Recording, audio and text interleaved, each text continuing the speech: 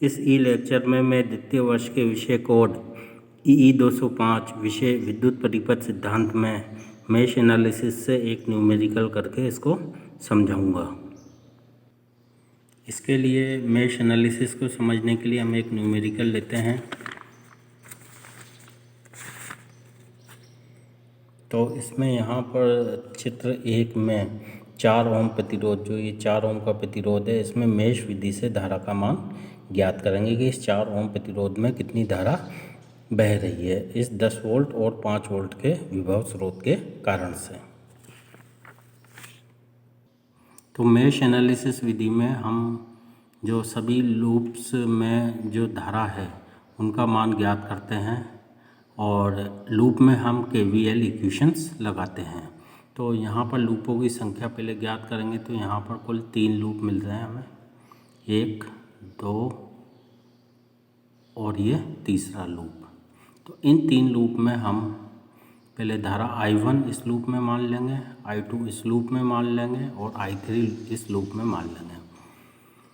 इसके बाद में किरचॉफ वोल्टेज लॉ से बंद परिपथ में विभव का योग 0 करके हम समीकरण लिखेंगे और इन समीकरणों की सहायता से I1, I2 और I3 का मान ज्ञात करेंगे। तो यहाँ पर ये इस लूप में धारा I1 बह रही है, तो इस 2 ओम के प्रतिरोध में धारा I1 रहेगी। इसी तरीके से इस 4 ओम प्रतिरोध में धारा I2 रहेगी, जबकि इस वाले 2 ओम प्रतिरोध में जो धारा है I1 इधर आ रही है जबकि I2 इधर जा रही है। तो अगर हम B से C की तरफ देखें तो धारा हमारी I1 माइनस I2 रहेगी, जबकि C से B की तरफ धारा I2 माइनस I1 रहेगी। इसी तरीके से यहाँ पर इस पूरे तीनों भुजाओं में धारा I3 बह रही है, जबकि इस वाली भुजा में जो E से H तक है I2 इधर जा रही है जबकि I3 इधर जा रही है। तो E से H की तरफ I2 माइनस I3 बहेगी, जबकि H से E की तरफ I3 माइनस I2 धारा बहेगी। और जैसा कि हम जानते हैं कि अगर प्रतिरोध में धारा जहाँ पर इंटर करती है वहाँ पर उस प्रतिरोध में विभवपात धनात्मक होता है तथा जहाँ से धारा निकलती है वहाँ पर ऋणात्मक होता है। तो इस प्रकार से हम उनके चिन्हों को देख सकते हैं। तो सबसे पहले हम परिपथ बंद लूप लेंगे ABCDA, मतलब A से B, B से C, C से D, D से वापस A उसी जगह पर पहुँचेंगे। तो चूँकि यहाँ पर A से B की तरफ जब हम जाते हैं तो धारा I1 2 ओम प्रतिरोध में इंटर कर रही है, तो यहाँ पर प्लस का चिन्ह I1 के लिए रहेगा और यहाँ पर माइनस का चिन्ह रहेगा, जो कि 2 ओम के प्रतिरोध में वोल्टेज ड्रॉप के लिए रहेगा। तो जब हम A से B की तरफ जाएंगे तो सबसे पहला चिन्ह हमें प्लस का दिखता है, तो हम यहाँ पर प्लस लिखेंगे समीकरण में। और ओम के नियम से हम जानते हैं कि V बराबर RI होता है। तो यहाँ पर R का मान 2 ओम है और I का मान I1 है। तो यहाँ पर विभवपात 2I1 के बराबर होगा, जिसको कि हमने यहाँ पर 2I1 लिख दिया है। इसी प्रकार जब हम B पे पहुँच गए तो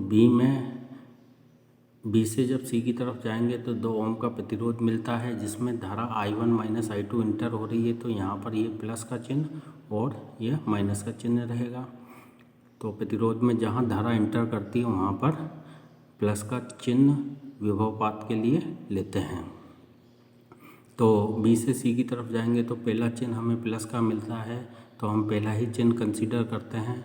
इस प्रतिरोध में बहने वाली धारा I1 माइनस I2 है तथा इस प्रतिरोध का मान 2 ओम है। तो V बराबर RI से इसमें विभवपात 2 इंटू I1 माइनस I2 होगा तथा यह हम प्लस का चिन्ह लेंगे क्योंकि हमें पहला चिन्ह प्लस का मिल रहा है।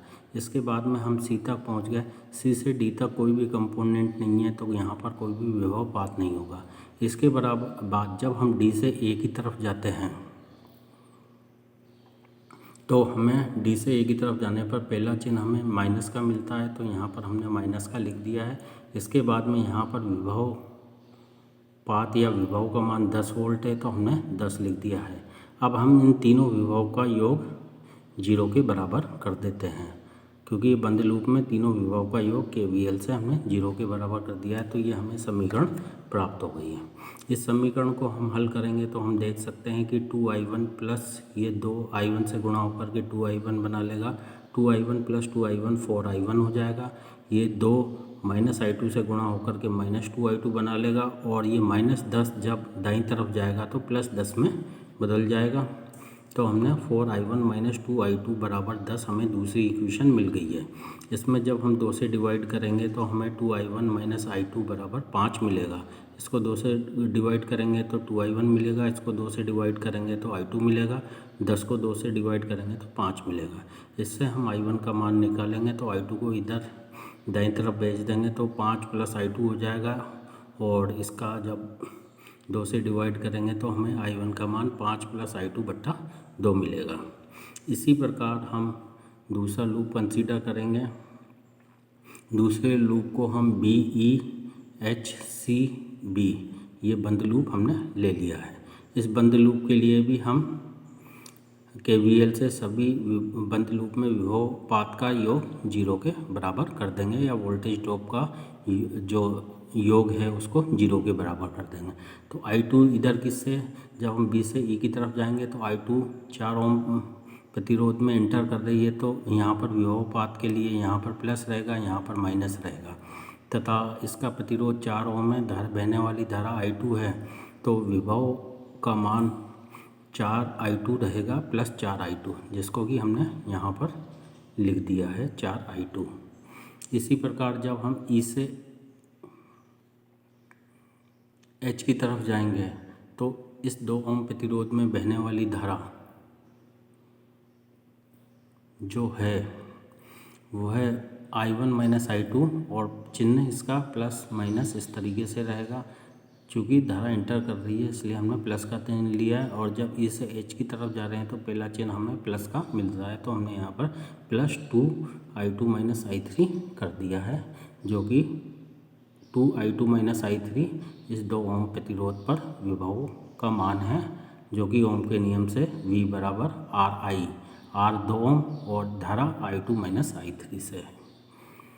फिर जब हम इधर से H से C की तरफ जाएंगे तो इस पाथ में कोई भी कंपोनेंट नहीं होने के कारण से कोई भी विभव पाथ नहीं होगा या वोल्टेज ड्रॉप नहीं होगा। जब हम C से B की तरफ जा रहे हैं तो अगर हमने ये माना कि i2 माइनस i1 इधर i1 माइनस i2 धारा इधर से इधर आ रही है, तो इसके लिए यहाँ पर ये प्लस का चिन्ह रहेगा और ये माइनस का चिन्ह रहेगा। और जब हम C से B की तरफ जाते हैं तो पहला चिन्ह हमें माइनस का दिख रहा है i1 माइनस i2 के लिए, और V बराबर RI से V का मान जो है 2 इंटू i1 माइनस i2 आएगा। चूँकि पहला चिन्ह हमें नेगेटिव का मिला है तो हमने यहाँ पर माइनस का चिन्ह लगा करके 2i1 माइनस i2 लिया है। अगर हम i2 माइनस i1 लेते हैं तो i2 माइनस i1 प्रतिरोध में इंटर कर रही है, तो यहाँ पर प्लस लेते और यहाँ पर माइनस लेते। जब C से B की तरफ जाते हैं तो हम यहाँ पर प्लस 2i2 माइनस i1 लेते हैं।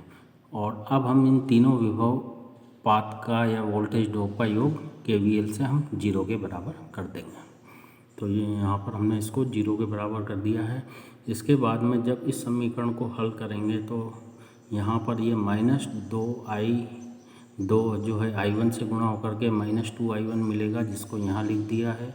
यहाँ पर ये 4i2 है और यहाँ पर ये 2i2 इससे मिलेगा हमें, और ये -2 इस माइनस i2 से गुणा होकर के प्लस 2i2 बनाएगा, तो ये 4 प्लस 2i2 प्लस 2i2 बराबर 8i2 यहाँ पर लिख दिया है। ये 2 माइनस i3 से गुणा होकर के माइनस 2i3 बराबर 0 कर दिया है। अब ये पूरी की पूरी समीकरण हमारी 2 से डिविजिबल है, तो हमने इसमें 2 का भाग लगा करके और -2 का भाग लगाया है इसमें, तो -2 का भाग लगाया है।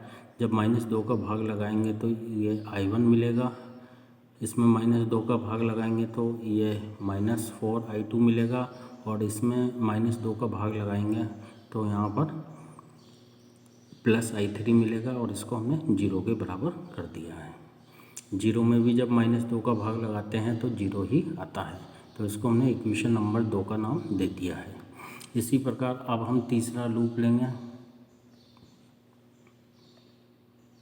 तो तीसरे लूप में ई, एफ, जी, एच और ई ये एक बंद लूप ले लिया है।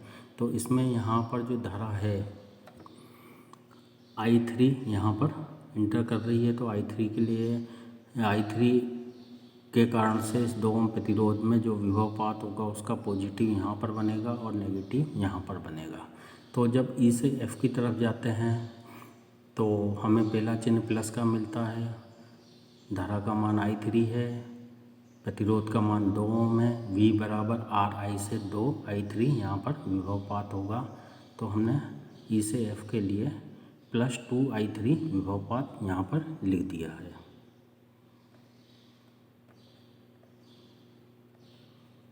यहाँ पर 2I3 इसके लिए लिख दिया है।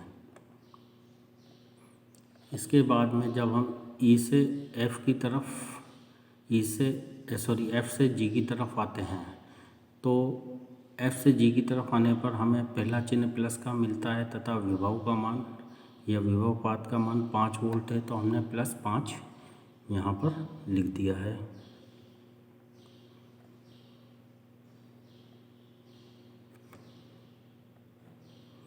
ये +5 यहाँ पर लिख दिया है। इसी प्रकार जब जी से एच की तरफ जाएंगे तो कोई कंपोनेंट ना होने के कारण से यहाँ पर कोई भी विभवपात नहीं होगा। जब एच से ई की तरफ आएंगे तो हमें जो है हमने I2 - I3 को कंसीडर ना करते हुए I3 - I2 को कंसीडर करा है मानो। तो यहाँ पर I3 - I2 के लिए यहाँ पर प्लस रहेगा क्योंकि यहाँ पर ये धारा इंटर कर रही है I3 - I2। और जहाँ पर प्रतिरोध में धारा इंटर होती है वह पॉइंट वोल्टेज ड्रॉप के लिए पॉजिटिव मानते हैं तथा जहाँ से निकलती है वो नेगेटिव मानते हैं। तो हमें पहला चिन्ह जब एच से ई की तरफ जाते हैं तो इस धारा के लिए हमें यहाँ पर प्लस का दिख रहा है। तो हमने इसको यहाँ पर प्लस लिख दिया है, ये प्लस। और इसके बाद में इसका प्रतिरोध 2 ओम है, इससे बहने वाली धारा I3 - I2 है। तो इन दोनों का गुणनफल इस प्रतिरोध में विभवपात के बराबर होगा, जिसको हमने ये लिख दिया है। और इसके बाद में हमने इस बंद लूप के लिए तीनों वोल्टेजों का योग को 0 के बराबर कर दिया है। तो ये तीनों का वोल्टेज ड्रॉप का योग 0 के बराबर हो गया है। अब इसके बाद में हम इस समीकरण को हल करेंगे तो यहाँ पर ये 2 -I2 से गुणा होकर के -2I2 बना लेगा तथा 2I3 और 2I3 का योग 4I3 के बराबर हो जाएगा और 5 को इस तरीके से लिख दिया है। इसके बाद में जब इस 5 को दाईं तरफ भेजेंगे तो ये इधर की तरफ -5 हो जाएगा तथा जब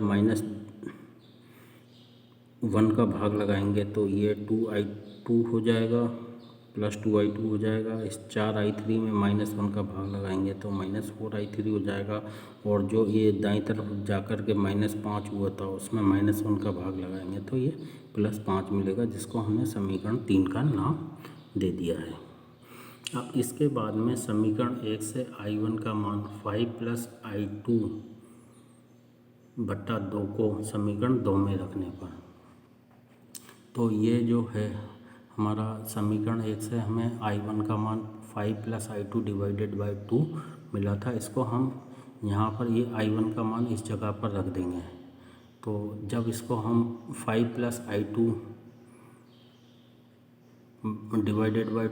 I1 की जगह पर रख दिया है तो ये 5 + I2/2 इस I1 की जगह पर मिल गया है। इस -4I2 को यहाँ पर -4I2/1 लिख दिया है। इस I3 को I3/1 लिख के वैसा का वैसा ही 0 के बराबर कर दिया है। तो ये हमें समीकरण 2 का नया रूप मिला है। इसके बाद में यहाँ इस तीनों भागों में 2 LCM है। तो जब 2 LCM लेंगे तो 5 + I2 ऐसा ही आ जाएगा। और यहाँ पर ये 2 इससे 4 I2 से गुणा होकर के -8 I2 देगा। ये 2 I3 से गुणा होकर के 2 I3 मिलेगा। जब इस इक्वेशन को हम आगे हल करेंगे तो I2 -8 I2 से हमें -7 I2 मिलेगा प्लस 2 I3 ये आ गया। -5 को जब दाईं तरफ भेजेंगे तो -5 मिलेगा।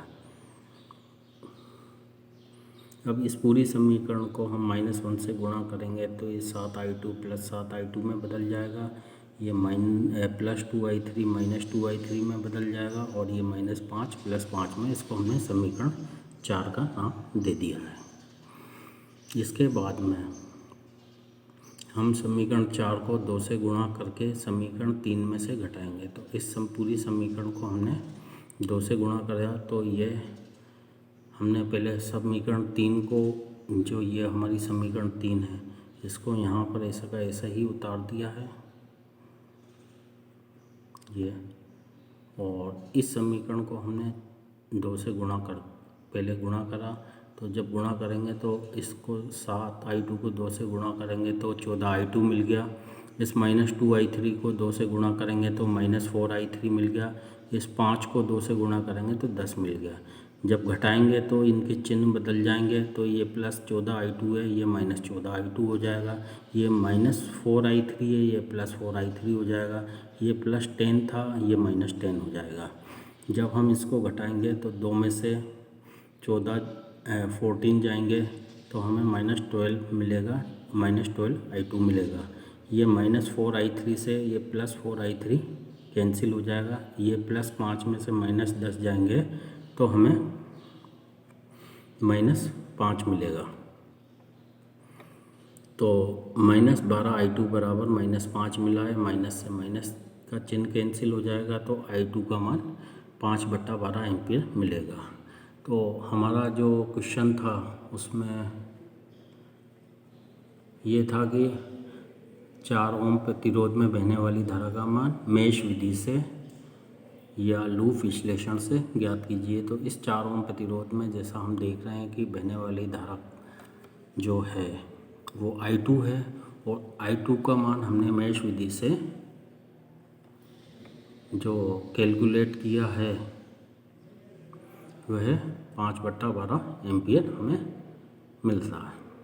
तो 5/12 एम्पियर इस 4 ओम प्रतिरोध से बहने वाली धारा का मान होगा।